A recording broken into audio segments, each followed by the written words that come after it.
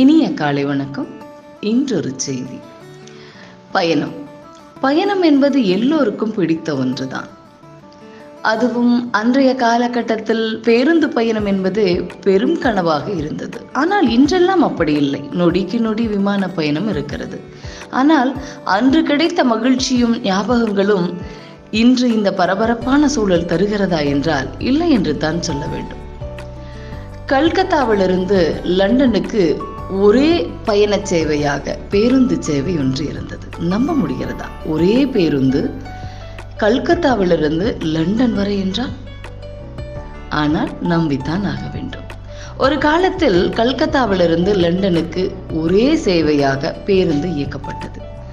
அதே உலகின் மிக நீண்ட பேருந்து சேவையாக இருந்தது. 1967 துவக்கப்பட்ட இந்த சேவை ஆல்பர்ட் என்று அழைக்கப்பட்டது. இந்த பேருந்து 32,669 கிலோமீட்டர் தூரம் பயணம் செய்து 11 நாடுகள் வழியாக ஓடி சுமார் 50 நாட்களில் லண்டனில் இருந்து கல்கத்தாவை அடையும் விதத்தில் இயக்கப்பட்டது. பேருந்து கட்டணம் ரூபாய் 8,000 வசூலிக்கப்பட்டது. 1976 ஆண்டு வரை இந்த சேவை இயக்கத்தில் நடைமுறையில் இருந்தது. ஆல்பர்ட் டிராவல்ஸ் நிறுவனம் தான் இந்த சேவையை இயக்கியது. ஆசியாவையும் ஐரோப்பாவையும் இணைக்கும் இந்த சேவை ஒரு அதிசயமே. இன்றும் நினைத்து பார்த்தால் அப்படி ஒரு பயணத்தை நாம் மேற்கொண்டால் எப்படி இருக்கும் என்று மனம் கற்பனை செய்கிறது. ஒரே பயணத்தில் 11 நாடுகளை கடக்கின்ற ஒரு அற்புதமான நிகழ்வு நடந்திருக்கும். ஆனால் இன்றைய பரபரப்பான நவீனம் நேரங்களை மிச்சப்படுத்தலாம், பயணங்களை துரிதப்படுத்தலாம்.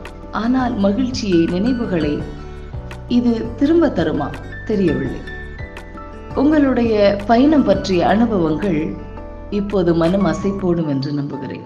ஆம், இதை முதல் முறையாக படித்த போது எனக்கும் பல பயண ஞாபகங்கள் வந்தது. என்னுடைய பள்ளி காலத்திலே என்னுடைய விடுமுறை நாட்களில் என் பாட்டி வீட்டு பயணம்.